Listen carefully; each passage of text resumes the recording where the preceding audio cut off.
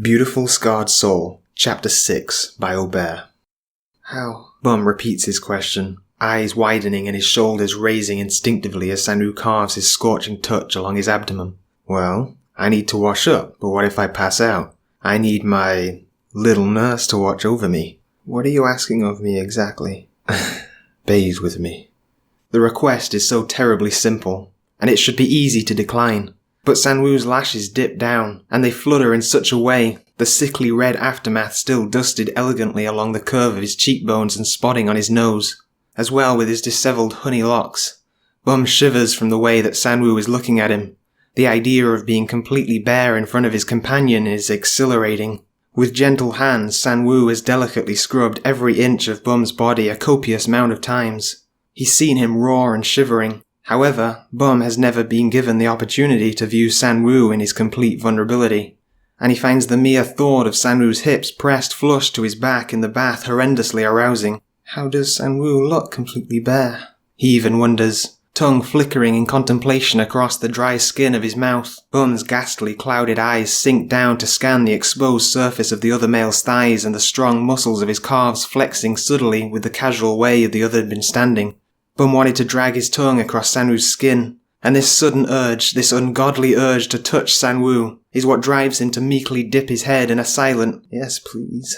More than thrilled, Sangwoo scoops up Bum like a limp ragdoll and stumbles with failure to calculate his steps while balancing the weight of them both. He stumbles and topples onto Bum, catching himself on his elbow and protecting Bum's skull with his free hand cradled around his crown. He peers down at him, puzzled at his own sudden motives, yet there is no other thought in his mind than this creeping curiosity. Sangwoo leans down and presses a chaste kiss to Bum's lips, ghosting his teeth along his chapped flesh before pulling away. He pushes himself up to his feet, turning his body in such a way that he can offer the crook of his arm to the raven-haired male, which is reluctantly accepted with a trembling hand. Bum's ears a scorching shade of red.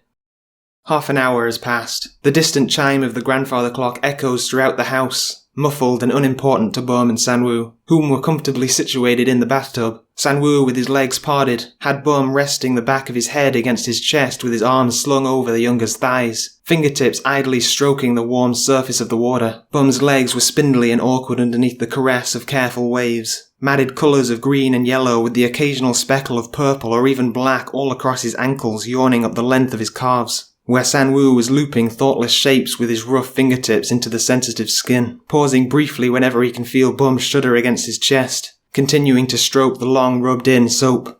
"Hey," Sangwoo whispers with a lilt of fog in his voice, soothing Bum further back against his chest while he glances up to meet his gaze on question. "Yes?" he inquires, his cheeks flushing all over again when Sangwoo slides his hands up to rest on Bum's hips, turning him around lackadaisical. "I want to kiss you," Sangwoo confesses, dipping his head down to press his forehead to Bum's. One of his calloused hands glides light feathery touches up to rub at the scars located under the older's jaw, revelling at the flinch under his fingertips. His hand soon curls around the circumference of Bum's throat. In one swift motion, he has Bum's head thrusted down into the water, his grip crushing his jugular as Sangwoo watches his short-lived scream create a bubble that flutters effortlessly to the surface of the water. A low, rumbling laugh explodes from Sangwoo's chest and echoes throughout the bathroom until he's interrupted with a small cough, coaxing him into his revival of reality. His ribs aching with exhausted breath as he grins down at Bum, violently scratching at Sangwoo's wrists and attempting to kick him. A deep inhale later and Sangwoo is on top of Bum, releasing his throat in favour of carding his hand through Bum's hair as he moulds their lips together and shares his breath.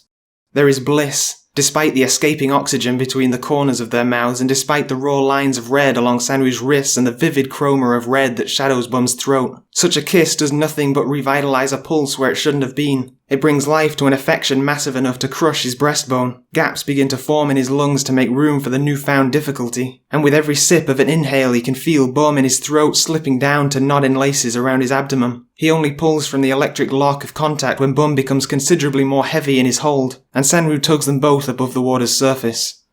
The mere sight of blooming scarlet rupturing across Bum's throat in profuse hues of scattered rose where shattered capillaries catches Sangwoo's immediate intrigue. Ghost fingers curl tight, recalling a touch that used to be. Fond flora shapes of carmine creep where keratin had dug the moon into pale skin that seemed to glow in the illuminance of the bathroom. Sangwoo permits his gaze to lower to marvel at his divots in Bum's ribs, turning to a slope to draw lines of his soft stomach being sloshed with the occasional undulation of water. "I've decided," Sangwoo begins, flicking his tongue idly across his lips in an absent-minded contemplation. "Then I want you to go out with me." Bum, wheezing for breath with his cheek resting on Sangwoo's shoulder, glances up to him with the same typical ugly smile he always does. On a date? Perhaps. Or perhaps I want to slowly slice the tendons of your knees and trail my knife back up to your thighs and feel the tip of the blade dig into your bones, and that's how I'll take you out? He snorts, much to Bum's horrified dismay. I'm only joking. Of course on a date. Sangwoo rests a strong hand on Bum's shoulder, who immediately flinches and attempts to jerk away. A quizzical concept creeps into his mind, and he clicks the drain of the bathtub on before standing up and grabbing a towel, ruffling his chair and drying off his torso before slinging it around his waist.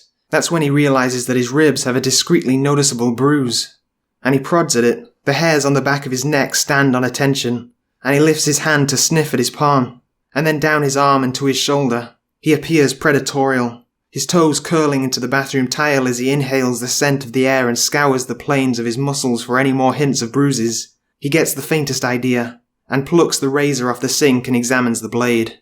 Say, Bum. Sangwoo begins, dark crystalline eyes focused on the sharp edges of the rays. How was that soup? He spares a cold glance toward the shorter male, and he presses the razor's blade against his pectoral muscle. I don't understand. I was sick, so you didn't drink it? He interrupts, and lets out a low sigh of pain as he drags the blade across his chest. Blood oozing from the fine crescent-shaped slice.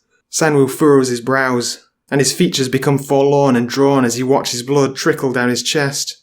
It doesn't stop, and he simply watches it drip down on the floor for a couple of minutes, before pressing his hand firmly to the cut. Come here. He beckons, gesturing with a faint tilt of the head. Bum obeys with a shiver, and he lets out a whine of disapproval when Sangwoo's rough fingertips curl cruelly into his scalp. Bum's lips are forced against the cut, blood dribbling down the older male's chin as Sangwoo stares down at him with half-lidded eyes. Suck.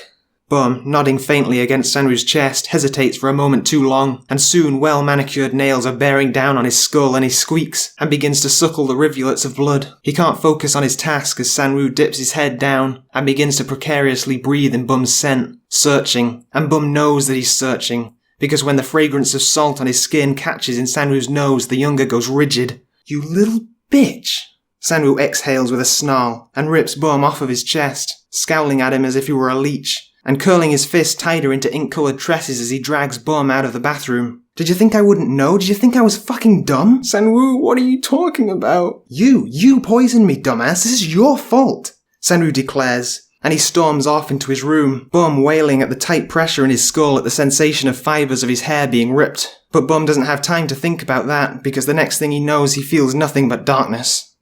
And when he wakes up, he knows he's in the basement, because a distinct chill is sweeping along his feet, and sharp points of static dance across his nerves where he knows he hit the stairs when Sangwoo threw him. The dull throb behind his frontal lobe is almost unbearable, and there's a warm fabric covering his eyes. Bum can tell that he's bare, except what he supposes is a blindfold and his undergarments. He can smell nothing but the distant pitch of Sangwoo, and it's warm and husky against the uncomfortable familiarity of the basement. Hours pass, and Bum cannot tell the difference between the time of day, because the footsteps overhead never cease. He assumes that Sangwoo has company over. This idea is confirmed later on, when Bum has flopped over in what he discovers is a dog cage, and the door creaks open and the sound of chittering is heard distantly. Bum inhales Sangwoo's fragrance and eagerly sits up, practicing his rehearsed smile once more up at what he believes to be his most familiar company. We're gonna have new rules, Bum. Bum wants to speak, but his mouth is far too dry. Even when he attempts to form a syllable, Sangwoo cuts him off, his low baritone slicing through the cool air of the basement.